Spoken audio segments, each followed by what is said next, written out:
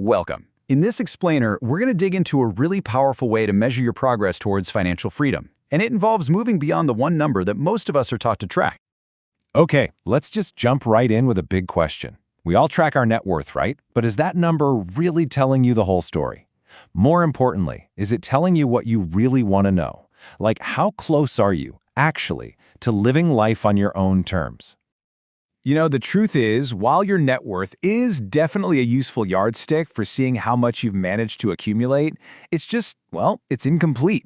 It can swing up and down like crazy with the market, and it tells you absolutely nothing about how much actual sustainable income your assets can produce. In other words, it doesn't measure your freedom. So let's reframe this entire thing. For a minute, forget about the spreadsheets, forget about the stock tickers, and instead, I want you to think of your portfolio as a garden. Your job is to cultivate this garden with just the right mix of trees, saplings, and seeds. First up in our garden are the trees. These are the big, sturdy, old-growth parts of your portfolio. Think of these as mature, stable companies in essential industries. They generate way more cash than they need, so they send a chunk of it back to you as dividends. They are the absolute foundation of your income, the reliable fruit producers in your garden.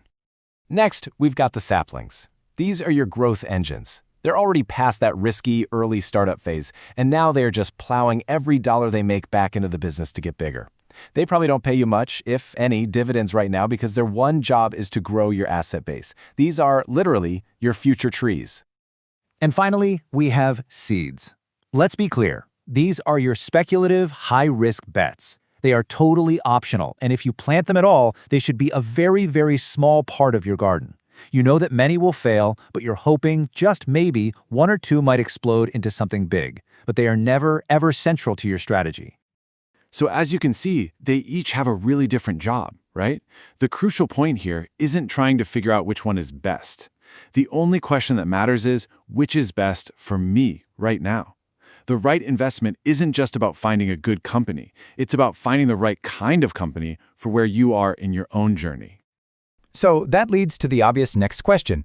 How do you know what mix is right for you? Well, it's not a static thing. The design of your garden should absolutely change as you move through the different stages of your investing life, from being a builder all the way to becoming an achiever. Look, most of us fall into one of these three stages. Early on, you're a freedom builder. You've got time on your side, and your main focus is just growing that asset base.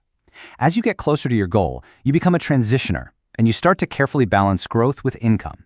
And finally, you become a freedom achiever, where the main goal is no longer growth, but reliable income and making sure you protect what you've built. So if you're a freedom builder, your garden might look something like this. The main goal here is to grow that asset base, so your portfolio is heavily weighted towards saplings, those reinvestment machines. You still have a solid base of trees for compounding and maybe a small optional slice for those speculative seeds. And then, bam, look at the contrast. A freedom achiever has a completely different goal, right? They want to preserve their capital and generate sustainable income. So their garden is dominated by mature, stable trees that produce reliable cash flow, with just enough saplings in the mix to make sure that income keeps growing over time.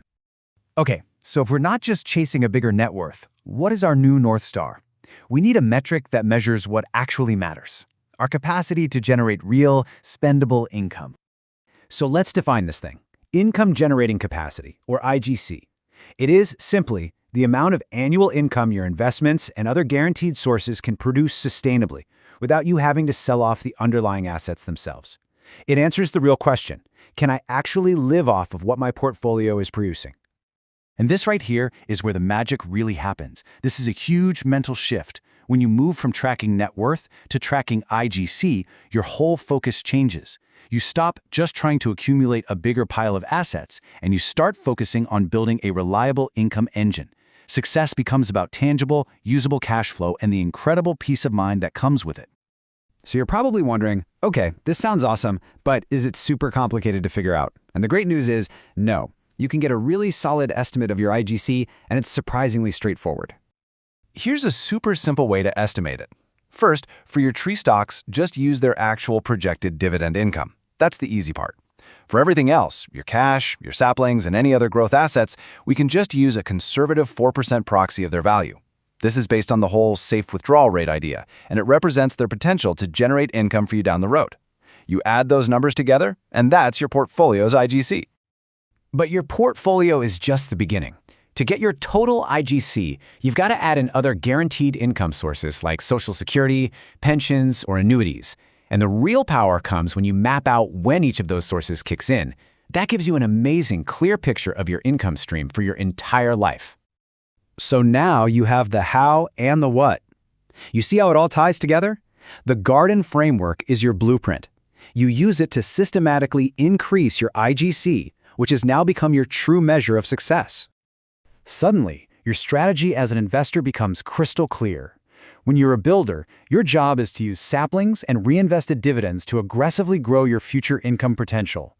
Then, as you transition towards being an achiever, you strategically shift towards those stable trees to protect that IGC, lock it in, and finally start to live on it.